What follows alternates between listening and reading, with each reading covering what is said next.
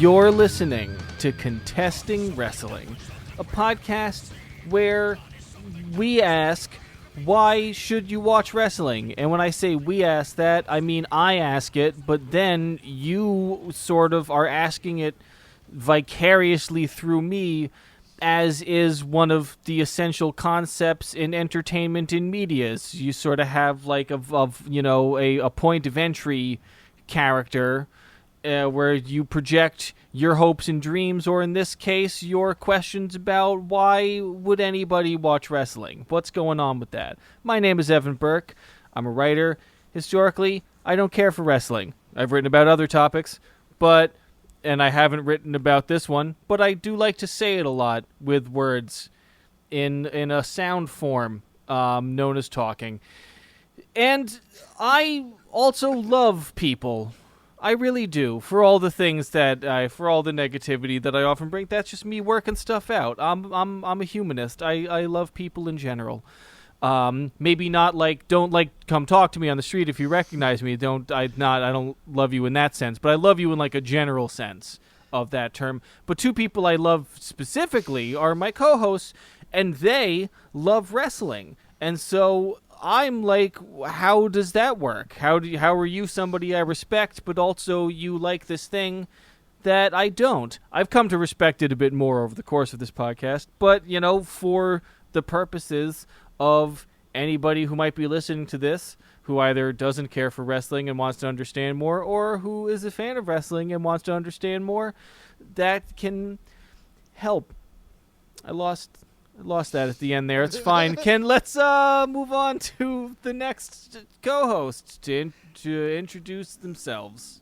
Thank you, my increasingly circuitous co-host, Evan Burke. I am Dr. Ben Abelson, professor of philosophy at Mercy College, fan. I fancy myself a scholar of professional wrestling as well. Hi, everybody. My name is Doc Diamondfire. I've been in pro wrestling for about a dozen years. I've done a little bit of everything. I'm a wrestler, a ring announcer, a commentator. Done a variety of jobs in front of and behind the camera. I like people too. So we have that in common. And thanks for listening to the podcast. What are we talking about today, Ben? Today, we are in your house. We are talking... Look out. Vince McMahon loves people so much, he was like, I'm going to come into everyone in America's house and fill them up with hot wrestling. That's what you do with Shawn Michaels, I think. You do.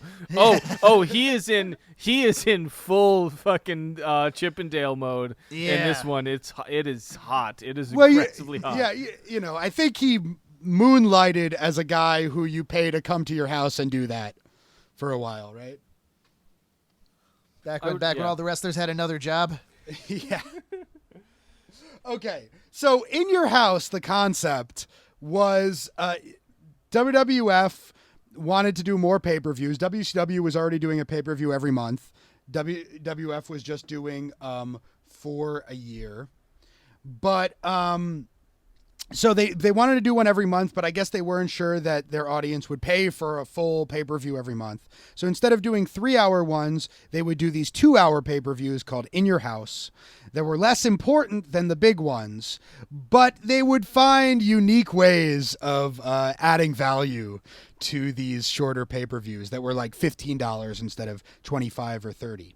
And so since the branding of In Your House, the house logo, the design and all of that, the WWE recently brought back for an NXT show, Doc and I thought it might be a nice idea to look over some of the odder or more interesting moments from the In Your House pay-per-views.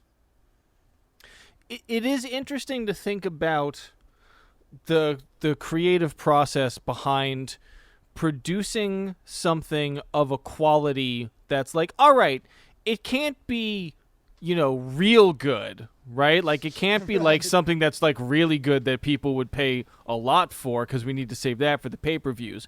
But it can't be like the slop we shovel down their throats on TV for free.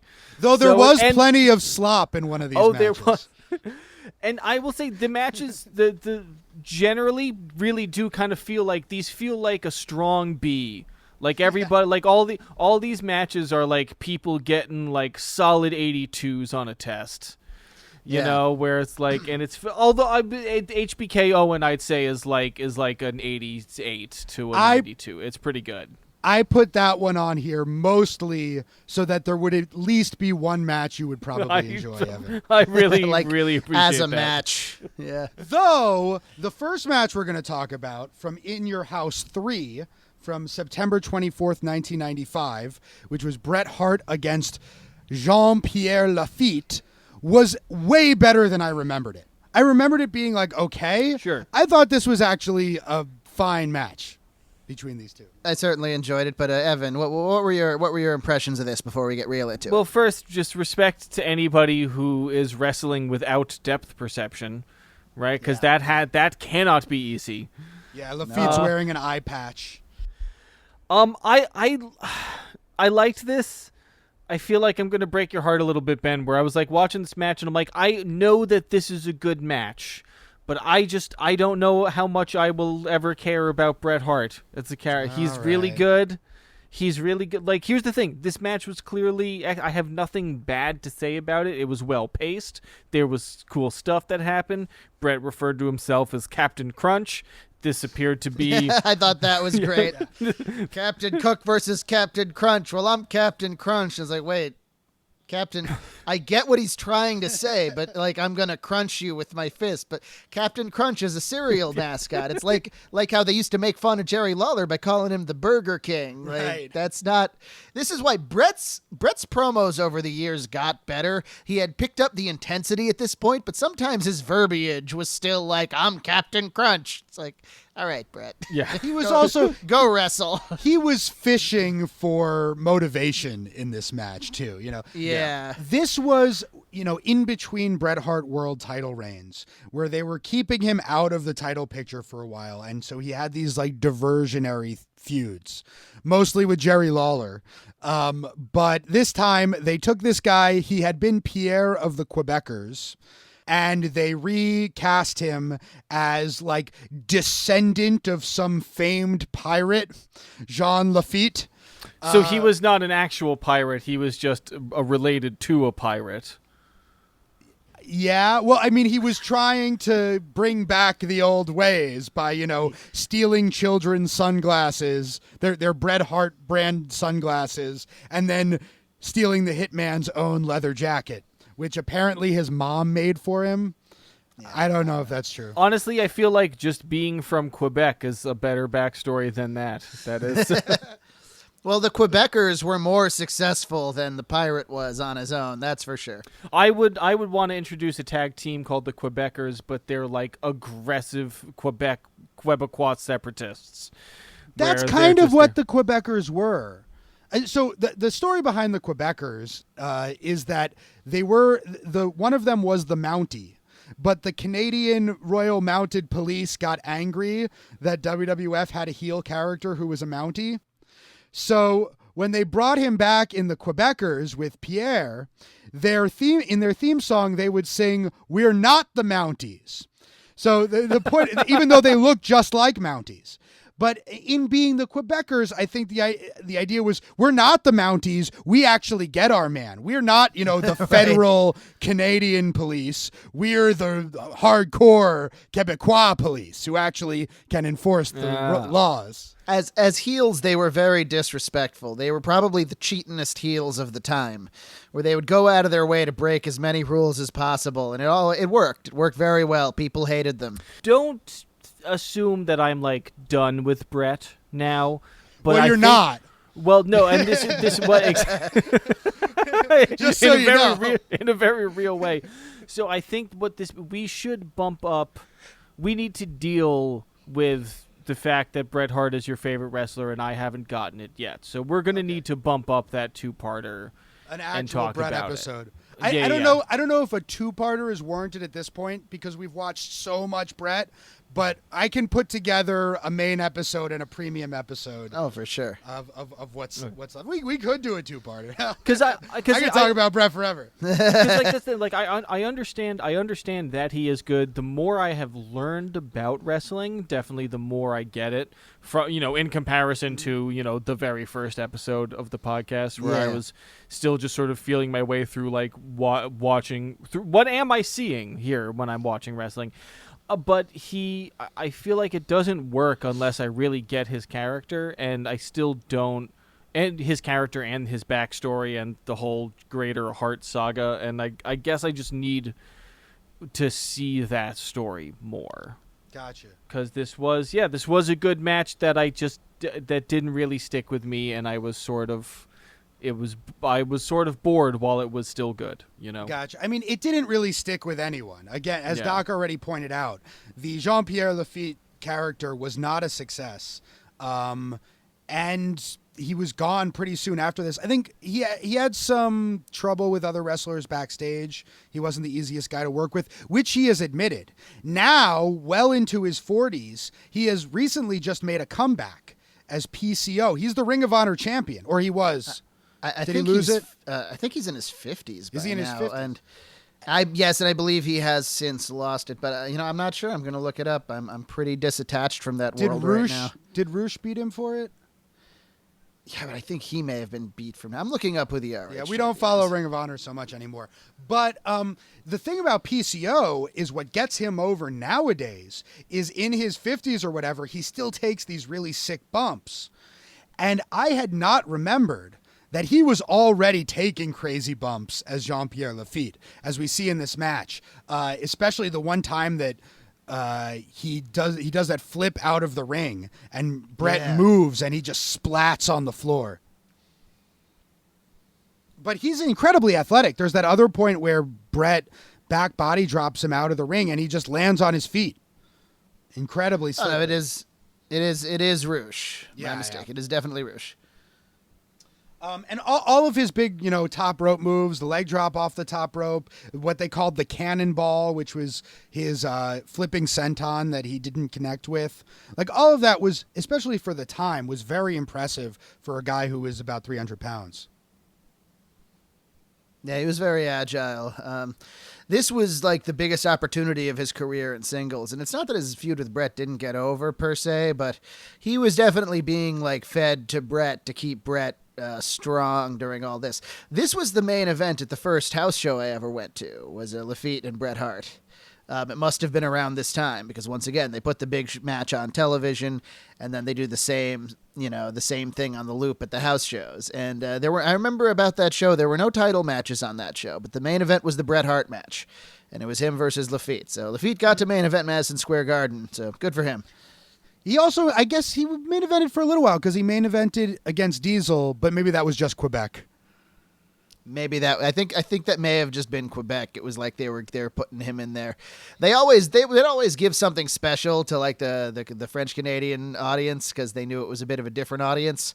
If they had, whereas they usually didn't pander that much to hometown heroes, they would when they went to like Montreal. It's one of the reasons why the Montreal Screwjob resonated in that town for decades, because they weren't used to getting the short end of these things. They were used to being catered to. Is there a difference in the between the Quebec style and other parts of Canada? Well, I mean, I don't really know quite enough about Canadian wrestling to give a very educated answer, but from what my understanding is, the Canadian wrestling sounds like a euphemism. Not sure for what, but I wanted to let you guys know that, Yes, and I'm yeah. gonna check back in with you later when I have what it's a euphemism for. the Carry like on. Alberta, Saskatchewan kind of style of the Hart family, very submission wrestling oriented, very realistic and rough. The guys from the Montreal or from the Quebec area, like the Rougeaus, seem to be a little bit more character oriented, a little bit more acrobatic, maybe a little bit more heat centric. That's at least my impression. Gentle hugging, by the way, is what Canadian wrestling is. Gentle hugging. Gentle hugging and a firm but not too firm handshake. Yeah. That's how you greet someone in Canada, is with Canadian wrestling. Yeah, no, that is the opposite of Stu Hart's style. Yeah. Where it's he will firmly but not too firmly squeeze the sides of your neck until you pass out. Just just tell me when you're fading. I'll let go. That is how he said hi. Don't piss though, yourself. right? Yes. That was his form of greeting.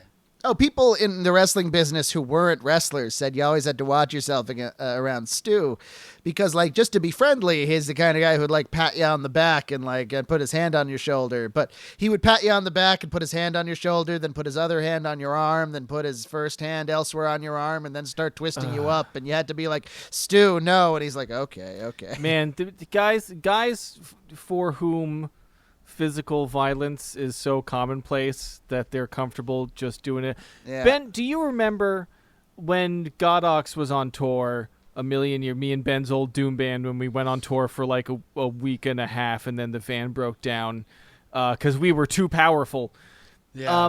Yes. Do you remember? Well, we standing wanted our God to replace the Christian God, and Yes, there was beef, we were trying to attack and dethrone God before there were tweets about it. So Ben, do you remember we were outside of a bar in Philly, and there was a guy who was out there who was just tapping people on the nuts, like just going up to a guy and like just getting in your face and just tapping you on the nuts, and like Philly sack tap Pete, yeah. the Philly Sack Tap Pete. Yeah. Every Philly major Sack city Tap has their own Sack Tap Pete. Right. Yeah, that's what you call a Philly hello, I guess. Is just a sack tap. But it was Just a just little this moment bah. of like I'm like, dude, like I'm not gonna fight you, but I also, if I leave, you win.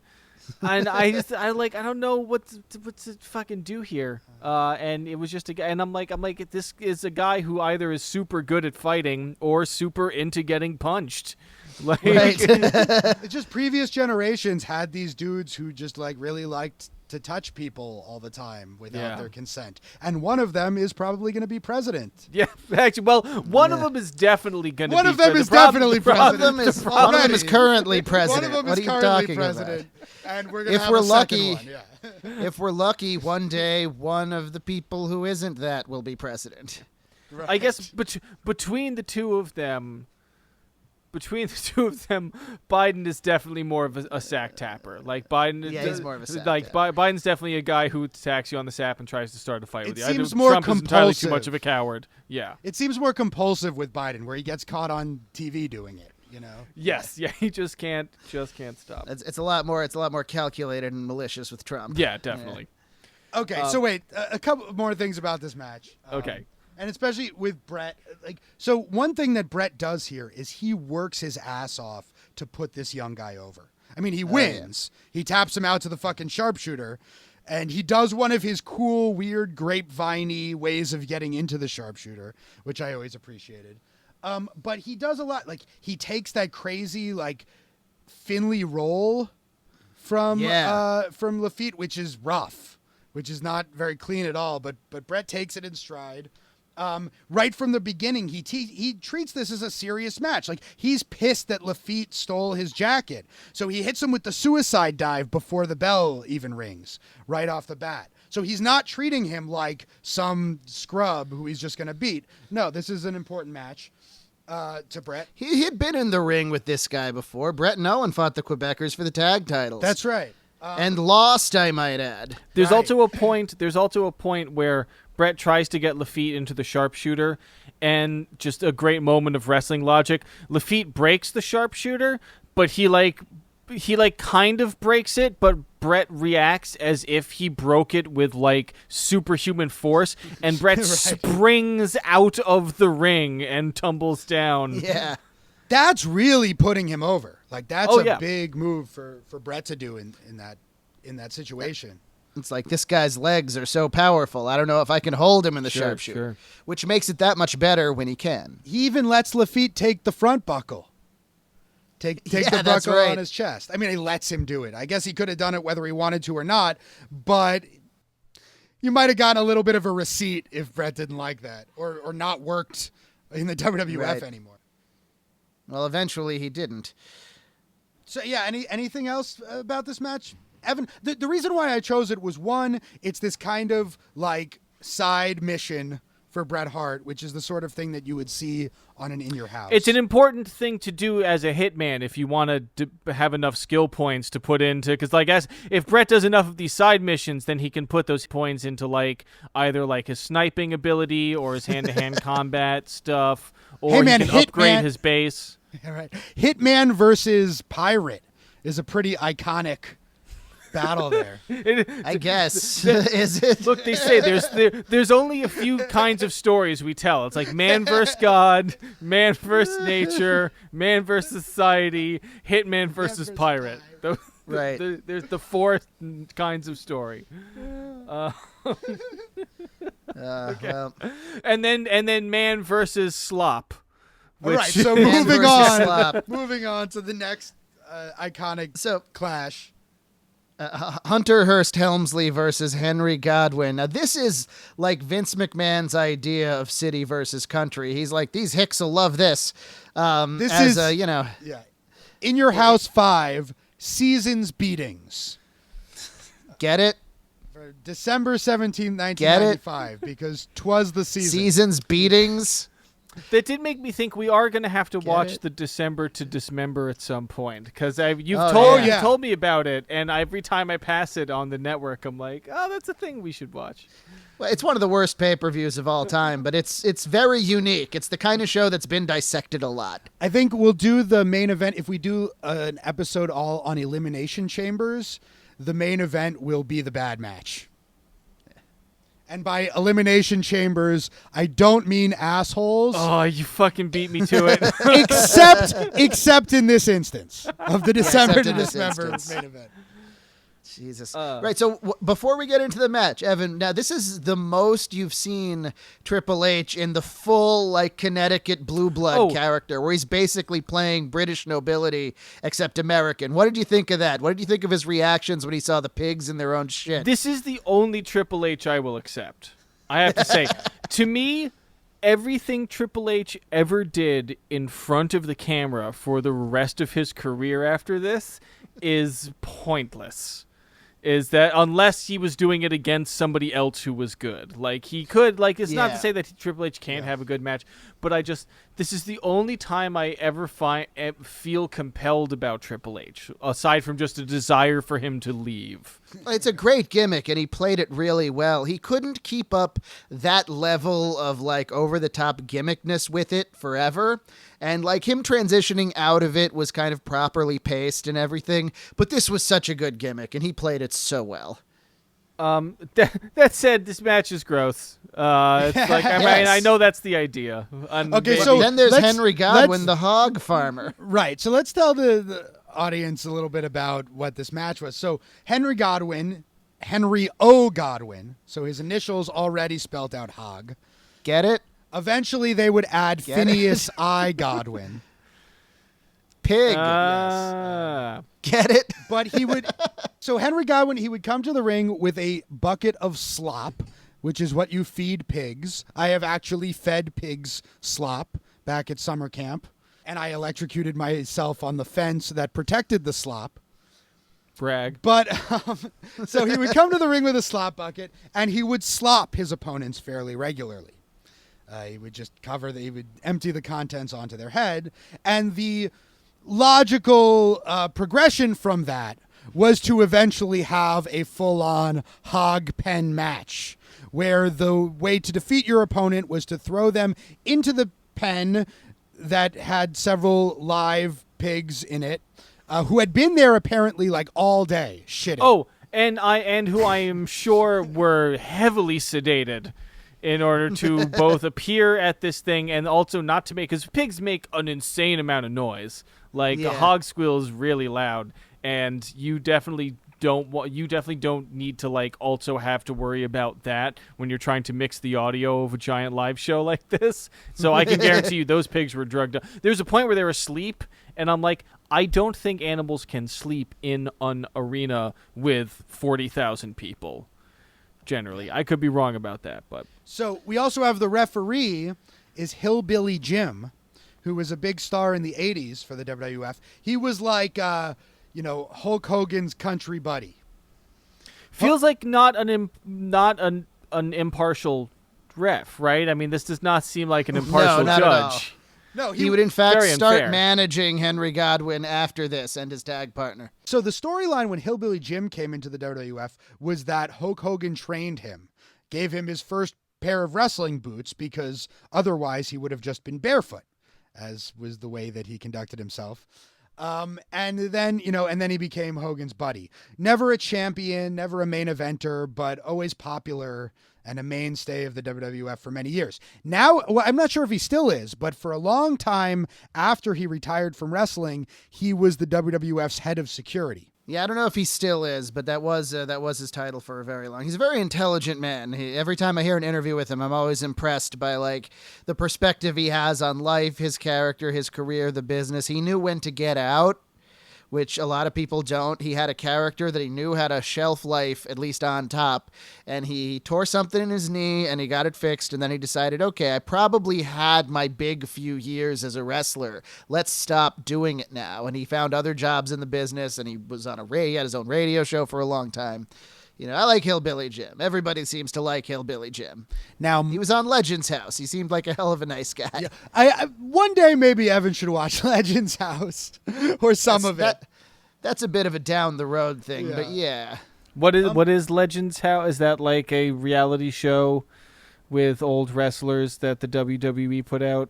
Exactly that. Yeah, it was one of the first things they put on the WWE network for original programming. It's like, I don't know, it's like 9 episodes or something. And yeah, it's all old wrestlers doing the whole they put us all in a house deal. Yeah, it's entertaining. I think It's they should do another one sometime soon. It's about time. Well, I think they should do one with like guys from the Attitude Era, Right? Because they're that age now, another 10 years gone, and there's plenty of guys. You want to see X-Pac in a house like that, right? Yeah, and if they can get them, Austin and Shawn Michaels. I mean, if they could get Austin, they could probably get Shawn. Austin, I don't know. Austin's on actual television. Right. So, okay, Henry Godwinn, a guy named Mark Canterbury, that's his real name. He was in WCW for a while as Tex Schlazinger before he got signed to the WWF. Yeah. They announced him from Bitters, Arkansas, which to begin with is an awesome name of a place. But I think associating the pig farmer guy with Arkansas might have also been a subtle jab at then President Bill Clinton, who Vince was always happy to rib. So there's that. Well, Clinton was going to raise his taxes, and we wouldn't want him to raise his taxes. Yeah. And, Henry Godwinn, not a great wrestler by any means, but a solid performer, worked the gimmick really well, could work a match, had a couple of moves in there. Yeah. Well, the best thing I can say about this match as a match is that it wasn't too long. They wrestled for about 5 minutes in the ring, then they went over to the hog pen, and they did what they had to do. And the thing about this match, Hunter actually wins. He throws Henry Godwinn into the hog pen, and they play his music. But that wasn't really the finish. Right. So actually, when Godwinn goes into the hog pen, speaking of the hogs themselves, I was worried that one of them might get like squished by him. 'Cause Land. Oh, yeah. They were kind of nearby. I think they probably were medicated to some degree, but they were at least alert enough to get out of the way, thankfully. Yeah. I will say Triple H lands in there, and he's got a big cut on his back by the end, Oh, yeah. and that is Yeah. not sanitary. Like, In I fact, understand see this whole when- thing is unsanitary, but that is especially. You can see he gets Irish whipped into the gate of the hog pen, which was metal, and like right then a huge gash on his back. Yeah, that makes the finish going from being goofy and disgusting to being really kind of dangerous. And Triple H sells it perfectly in the abstract as like the kind of heel that he was. He falls into it, he gets up irate, slips, takes another back bump, gets up, slips, takes another back bump. Good for the kids that got to see the snob get his. But all I can think about is, man, all of that pig crap is going into that gash on his back. That's going to get infected pretty quickly. The most disgusting part was earlier in the match where Godwin takes a handful of the slop and just sticks it right in Triple H's mouth. And God knows, slop can be made of all sorts of different ingredients. I have no idea what this slop was exactly. Maybe it tasted good. I don't know, but it looked horrible. They also slopped the ringside attendant, which was fun. Yeah. And get a lot of slop on the front row of the audience. I would have been very unhappy. As much of a wrestling fan as I am and have been my whole life, I would not have been happy to have been slopped. You don't sign up for getting slopped when you go to a wrestling show. No. Yeah, this isn't a Guar concert. Maybe Luthez will get thrown on you, but no slop. I like when after Godwin gets thrown into the pen, he smells his hands. Did you notice that? Yeah. And I was just like, why did he smell his hands? Like, I mean, I imagine it didn't smell good. Probably trying to gauge what percentage of the mud is shit. Yeah.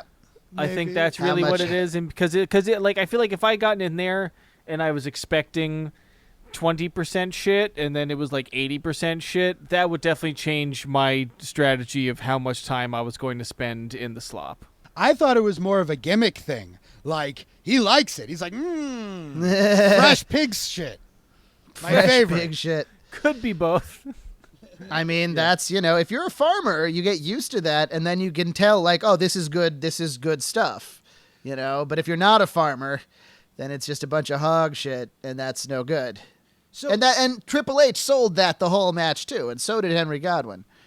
So a number of people are apparently under the misconception that this match was a punishment against Triple H for the curtain call incident when him, Shawn Michaels, Diesel, and Razor Ramon broke character in Madison Square Garden before Razor and Diesel were leaving. But that incident happened 6 months after this match. So this could not have been a punishment for that. Also, for what it's worth, Triple H wins this match. Right. Triple H's punishment apparently was that he didn't win the King of the Ring in 96. Instead, Steve Austin did. And that was good for everybody in the long run. Yeah, in his victory speech, Steve Austin said that Austin 316 says, "I just whipped your ass," and he paused, the crowd went, "Oh," and the next night on Raw and for every week thereafter, Austin 316 signs started showing up. So it was the right call all around to give it to Austin. But the fact that Triple H accepted this match, did it as hard as he possibly could, ate that fucking slop, ate that pig shit, that tells you about the qualities that Triple H has that have given him so much success in the wrestling business. That's why he's the kind of guy who Vince is potentially entrusting with the future of the WWE. Oh, he definitely is, like Vince, I'm sure, in front of Shane, goes out of his way to treat Triple H like more of his real son than Shane, you know what I mean? I'm sure Triple H sits closer to Vince at Thanksgiving than Shane does. There was a comparison made recently. I mean, it goes around occasionally online of a split screen of on Stephanie McMahon's birthday, Vince McMahon will tweet out a picture of them and say I want to wish a happy birthday to Stephanie McMahon, my brilliant and beautiful go-getter of a daughter who's one of the finest and most hardworking people I've ever seen. And then on Shane's birthday, Vince tweets, "Happy birthday at Shane McMahon." Oh man! And, oh man! It's one thing. And you wonder why he jumps off the fucking Hell in a Cell and does all those other insane bumps. Man, that is definitely something that when you're making jokes about it, it's hilarious. But then when you see the real thing, it does not feel. It's not that he doesn't love his son. It's just he doesn't love his son as much as he loves Stephanie or Triple H. And also that I'm sure he does feel like it is important to occasionally remind Shane, you're not number one for me. Just give you a heads up there. You thought that you thought that 3 generations of McMahon ran the area out of nepotism, but there's dimensions to that too. If you just give the company to your son who can't run the company's going to go away. But if your daughter can run the company, she's the one that gets the company. That's that. I will say, going into the third match. So from In Your House 6, But Rage before we in get the into Cage. the third match, Okay. I put in the Zoom group chat a JPEG that was a famous picture that went around after this match. So the term Vince's office is often thrown around, and usually that means whatever room in the back of the arena that Vince can set up to.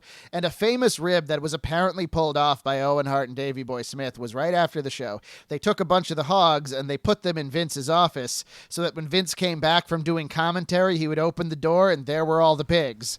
And there's a picture of Vince's reaction opening the door because they set up a shot. Anyway, if you've been a wrestling fan as long as I have, you know what that picture is. I sent it to you guys. Maybe take a look at it. But yeah, he looks like he's trying to control his expression. Honestly, yes. When I look at He's this, trying not to sell it. Yeah. I feel like he's very upset about this, and he's trying to look like, oh, haha, what a funny prank. I'm gonna fucking fire this numbnuts who works for me. Oh my god. All right, so let's move on to definitely the best match of the three that we watched, Ben. Yeah, so In Your House 6, Rage in a Cage. It was called Rage in the Cage because the main event was Bret Hart and Diesel in a cage. So this is February 18th, 1996. This is in between Shawn Michaels winning the 1996 Royal Rumble and going on to face Bret Hart in the Iron Man match at WrestleMania 12, where he won his first WWF title. So this is the ascendance of Shawn into the ascendancy of Shawn into the main event. And the story leading into it is crazy. So the combination of reality and storyline and everything. So Shawn Michaels was actually attacked in a bar. They on TV they said he was beaten by 9 guys. That I think was kayfabe, that it was so many guys. But he was assaulted in a bar and had to take some time off because of it. But then The real story is apparently it was 3 or 4 like Marines, and usually he would travel with his whole crew. We have like Diesel and Razor Ramon and the 1-2-3 Kid and Hunter, you know. And apparently only Kid was there, and Kid was in no condition to do anything about it. And when asked, I saw an interview with Razor and Diesel, and they asked, well, what happened with Shawn? They're like, we weren't there. And it's like, well, what did you hear? And I think Kevin Nash is just like, we heard Shawn was being Shawn, and somebody finally did something about it. And that was it. And Shawn, I'm sure, was just antagonizing these guys until they finally overtook him. And he really was beaten quite severely. So he comes back, and then they run this angle where he has post-concussion syndrome, which apparently they were aware of. They might tell you that they weren't aware that such a thing existed at the time, but it was part of the storyline. And Owen Hart hits him with an enziguri in a match they have. And the enziguri is a Japanese wrestling move, obviously. Enziguri in Japanese means back brain kick. So it's literally a kick to the back of the brain. And this it wasn't a very common move in WWF at the time, or in North America in general. It was one of Owen Hart's signature just moves in the WWF. He would throw one kick, it would get caught, and then he would use that as a base to launch the other kick that he would hit his opponent with in the back of the head. The opponent could sell it like they didn't know what just happened, and they were stunned, and they'd fall over. It's a very good move. So for the purpose of this storyline, they sell it as if it is, causing Shawn Michaels additional brain trauma. And so he leaves again. He drops the Intercontinental title. The Intercontinental title. They do this whole cheesy music video, Tell Me a Lie. Which we have to watch for the mini, I'm sure. Yeah, I sent it to you once before, Evan, but this time you have to watch it. We'll see. No, I guess I will. And so they made him into a real top babyface. They got a lot of sympathy behind Shawn, but here he wants revenge on Owen for putting him out. And so he's willing to and this is, Jim Cornette, the master negotiator who's in Owen Hart's corner, negotiates a match where Shawn Michaels is putting his WrestleMania title shot on the line against Owen, and so has to beat Owen in order to go on and face Bret at Mania. And Owen, not only does he want to prove that he can beat Shawn Michaels properly, Not only is Owen want as a heel to hurt Shawn Michaels, but Owen wants a shot at Bret's title. He had one in the summer. He couldn't win the title. The previous, 2 years at this point, previous at WrestleMania, he beat Bret. And he knows he can do it if he could just get another shot at it. So all of that went into the story of this match. And I thought the story was told just absolutely beautifully, beginning to end. Yeah, and it's this great sort of step on the way to WrestleMania, which is exactly what an In Your House like this should be. And, this is a really great match to watch to get an idea of In Your House because of the utilization of the house set, with Shawn Michaels' entrance beginning with him dancing on the roof of it and then swinging down. That really made me think about how there should be more male stripper wrestler characters in the world. Like, it is a shame that oh, okay, I was gonna say it was a shame that Shawn was the only one to ever rise to such prominence. But there is just something about him shaking his ass in that dumb, weird Hellraiser biker costume thing, like, that is just so inherently hilarious, and yet still, he is a sexy boy. As a kid, as you might imagine, I didn't really have the context for thinking of him as a male stripper. This, my whole conception of masculinity, as I've remarked on before, is different. Or, anyone who grew up watching wrestling, it's a little bit different than other people. And, the whole like assless chaps and, taking them off in that way, that's just, how you show how tough and strong and powerful and charismatic you are as a man. Yeah, assless chaps. I would love it if that was considered like the traditional way for fights to begin, is for it's just like, what did you say to me in this bar? Oh, we have to fight. And then people would just, it's time to like sexily wiggle out of my clothes to reveal my fighting unitard. Beautiful. So I'm going to send you guys one more picture of a tag team called the Fabulous Ones that they would, one of the 8x10s that they would, sell at the shows to mostly women in the audience. Give me 1 second to put that in. I just downloaded it. In the meantime, I just want to talk a little bit about the promo that Shawn does with Todd Pettengill. Who, by the way, Todd Pettengill's voiceover skills are awesome over the video package. Evan, do you remember Todd Pettengill? He was one of the morning hosts on WPLJ in the 90s. For like 25 years. Oh, not just the 90s. Up until very recently. No.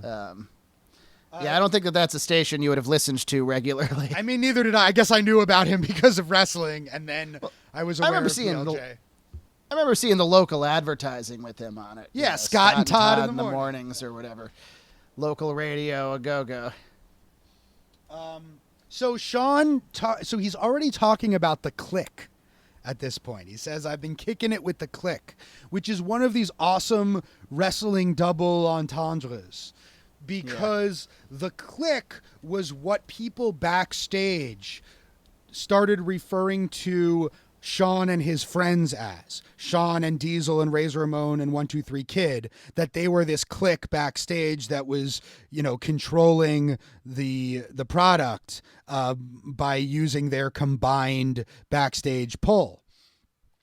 But, and so like this kind of thing bleeds into the audience because, the Dave Meltzer and the Wrestling Observer and all the dirt sheets start talking about the Click, to the point where, a casual fan might have started hearing about the Click and not knowing what it meant. So in this genius thing, Shawn starts using the Click to refer to his fan base. Right. While at the same time, it's this like wink, wink, nudge, nudge for the people in the know. He's actually referring to his group backstage. The top guys always, I don't want to say always, but for decades have realized that if you're going to be a top guy, you have to make the fans feel like you are representing them. That goes, Hulk Hogan had called the fans like his Hulkamaniacs, which made them seem like they were in the ring with him. The Warrior did something similar. Randy Savage did something similar. Warriors, Maniacs. Yeah, Bret Hart didn't exactly have a pet name for they weren't the Little Hitmen or anything.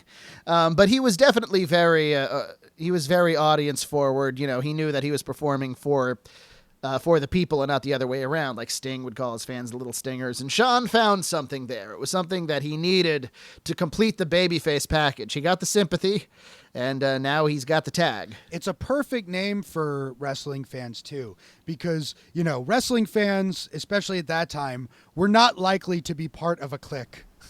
Oh, no. In high school or anywhere else. And so by taking these largely outcasts and saying, you're in my in-group, I'm fucking Shawn Michaels, and you're in my clique, that's something as a little kid that really made you feel proud. Yeah.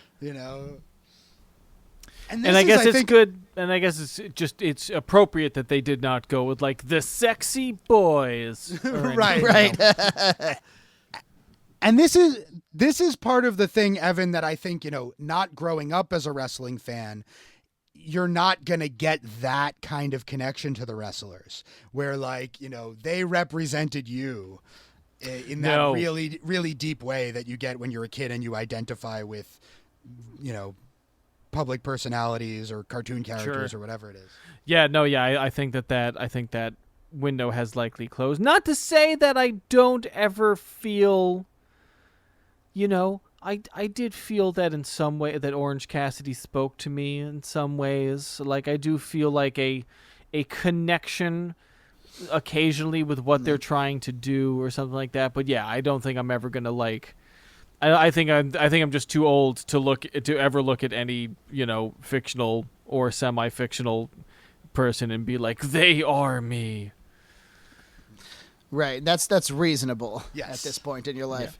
Yeah. I do really like how I was thinking about during like the video package, like press conference style thing that they have up top. Like the fact there's a press conference, there really is something lost in that, in how much we like all just acknowledge that it's not real anymore, because the idea of having a press conference where like actual reporters come and ask, and then you're just fucking gonna lie to them or like make up stories to them. Well, and that's politics. Exactly. It's just everything now. But it used to be localized to wrestling, which is a lot, which is better for society. I appreciate the fact that Shawn Michaels at the press conference spoke like slowly and calmly. He wasn't cutting an excited HBK promo. He's like, I'm going to put my hat in the ring at the Royal Rumble, and we're going to go to WrestleMania. Because he's standing there in a suit at a press conference. He's not performing in the ring. That's the thing that's kind of lost. I remember they had a real press conference for WrestleMania a few years ago where they were going to crown Daniel Bryan, right? And they had Batista there, and they had a couple of other of the big wrestlers. And there was some mainstream buzz for the whole Daniel Bryan thing. And there was some mainstream buzz around Batista coming back to wrestling for a spell. So a lot of journalists showed up to a press conference that didn't know anything about the WWE to check it out. That sounds ideal. That really sounds ideal. But the wrestlers came up, including everybody I just mentioned, and they bombed because they had gotten so used to doing wrestling promos in front of crowds that would do full call and response, boo, cheer, chants with them, that when the audience didn't know who they were, they couldn't handle it. They couldn't just introduce themselves and say what they were going to do. They needed the character of the audience. And they hadn't learned, I guess, how to conduct themselves in character outside of wrestling. Yes, they that's an important thing. Like you have to be able to do that. That's what a press conference is. The press is not in on it with you. They're there to find out. Because the way that most wrestlers speak when they are in a wrestling context, if you were to encounter a person speaking like that, the thing that you should do would be to run away, to gather the community together, to expel this person who is clearly a threat to everyone. Like, Yeah, so if that's anyone hard to ever know. comes up to you and is like, "Let me tell you something, brother," you don't want to hear what they have to say. Don't tell me that. I also for the match itself. So wait, the entrance. We're still not done with the entrance, right? Okay. Shawn Michaels dances on the roof, swings down from the roof. He's still in his full crazy outfit. His music is playing. He gets in the ring and tosses Owen Hart out of the ring while the music is still playing so that he can then pose and strip. Then the actual match starts and he slides through Owen's legs to the outside of the ring and then does another lap, slapping the fans' hands, and then just kisses this woman in the front row directly on the lips, and she cannot handle it, like in a good way. Yeah, it's very, very Bret Michaels, if you will, you know. But that was his character, and the girls and the women would both show up to the shows to see Shawn Michaels because they thought he was so sexy, and maybe he'd touch them, you know? And generally, you don't want to just, kiss complete strangers, but I imagine he got enough Generally signaling from her that he figured it would be okay. I would hope that she was either a plant or just somebody who she sent him enough visual information where he was like, okay, this is fine if I can. If you look at videos from World Class Championship Wrestling from the early '80s, where the Von Erich brothers were the biggest baby faces basically in the country, just in this region. As they would come down their very narrow aisle at the big arenas, women would crowd them and just grab them and kiss them on the face. And you'd see some of the Von Erich brothers who were married pressing their lips together as hard as possible to signal to the TV, especially because some of these girls were definitely 14 and 15, signaling to the TV, I'm not kissing these girls, I'm not touching these girls. Security is trying to get them off of me as I get to the ring. And they'd just barrel through to the ring. Speaking of 14 and 15-year-old girls, I think that's one at the end of the show who Shawn dances with and also kisses on the lips. I'd be surprised if she was older than 11 or 12. Now, if there was a plant, that would be it. She was covered in Shawn Michaels merchandise like they give you when you're a guest. I kind of hate to put it this way, but I wouldn't be surprised if that was a Make-A-Wish kid. They let him in, and Vince was just like, this young lady's a fan of Shawn Michaels, and they didn't say anything else. That's usually what they do when they do something nice for a Make-A-Wish kid, because they don't want to bring too much attention to it. They usually have a lot of tact with that kind of thing. So going back to the beginning of the match, Owen, the masterful heel, after Shawn has done this lap with the fans, he takes a powder and then he goes to slap the fans' hands and nobody wants to slap his hand. Oh my God, that was so amazing. Just the deflation of as he goes to like, do you love me as well? And people are like, no, Owen Hart. Fuck you. And he just like gets so yeah, I am looking forward to revisiting Bret Owen now because I do feel like I'm getting and especially every time I see Owen Hart, man, he is so good. He's so good at just like Owen's great. He sucks in all the right ways. He's Yes. like and then is an excellent performer in all of the right ways. Yeah. It's it was a delight to watch them just shut him down. And between the three of them, Shawn, Owen, and Cornette, too, there's this great moment where Shawn keeps pulling Owen's hair behind the ref's back, and then Cornette gets pissed about it, and that distracts the ref, so Shawn can just pull his hair even more. And it's such a heelish thing, but because the crowd already loves Shawn and hates Owen, they love Shawn even more for it. I'll say that it wasn't as much of a heelish thing as when a heel does it. When Cornette would distract and Shawn would do it, he wasn't pulling Owen's hair to get an advantage in the match. He wasn't pulling Owen to the mat and pin him. He's just dragging him back and forth for the amusement of the fans that don't like him. He did also use his hair to hold on to the headlock, though. Owen would escape the headlock and he'd pull him back in. But Owen did it first. Owen did that Right. to Shawn, and then Shawn immediately did it to Owen. Also, he put him back in the headlock, and the ref started counting like, no, Shawn, you pulled his hair. 1, 2, and then Shawn brings his arms out to release the hold and then immediately puts the hold back on. He's like, I broke the hold, and the ref allows it because he broke the hold. It's such a perfect combination of characters because Owen Hart really has this, like, he was the kid who was bullied all through elementary and middle school and then grew up and got really into weightlifting and wrestling and is, like, big now but still is horribly insecure and lashes out and, like, can't handle himself. And Shawn Michaels is absolutely a guy who stands outside bars in Philadelphia and taps you on the sack, but then he beats you up and has sex with your wife. That's his thing. He is a high school bully, but then, like, taken But everyone to loves a whole him new for level. it. But also is, like, super popular and people love him. And it's just a perfect, it's a perfect clash.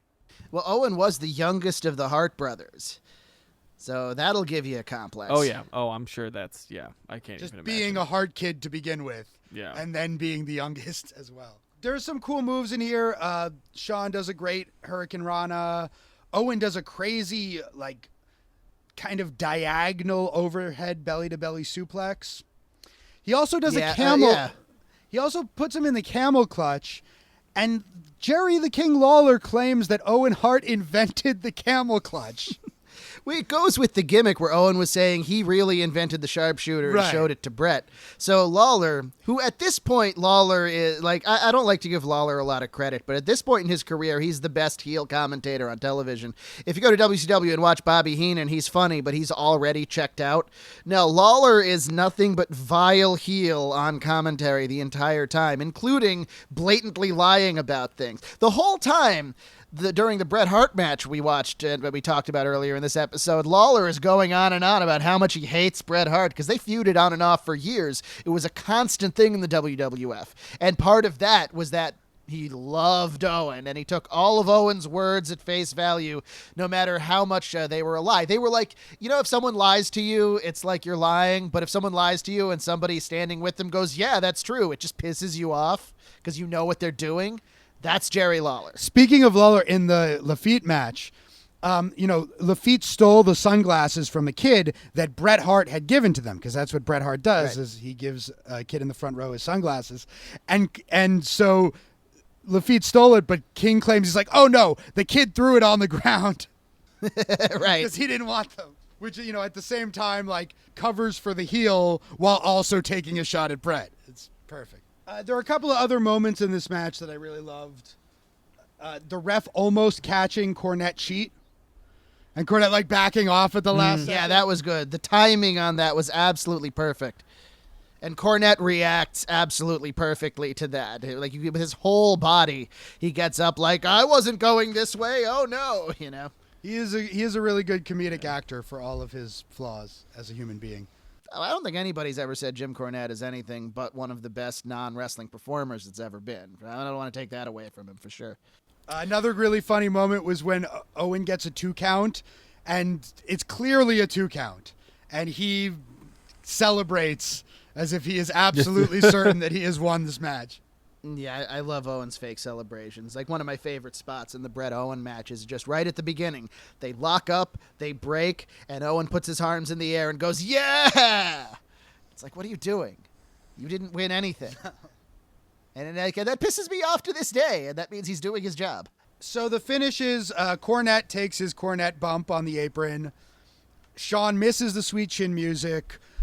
Owen misses the enziguri. He had hit one enziguri earlier in the match, which Shawn sold like he was knocked out on the floor, but he got He back in the stumbles ring. to the outside. So yeah, but here in the finish, Shawn misses the sweet chin music, Owen misses the enziguri, and a second sweet chin music connects, and Shawn wins and goes on to the Iron Man match at WrestleMania 12. So yeah, Evan, what are your thoughts on this match altogether? Altogether, I thought it was good. I guess I did sort of lose the thread at the end a bit, which might have just been too much wrestling throughout the day. But it was, yeah. I'm ready to explore.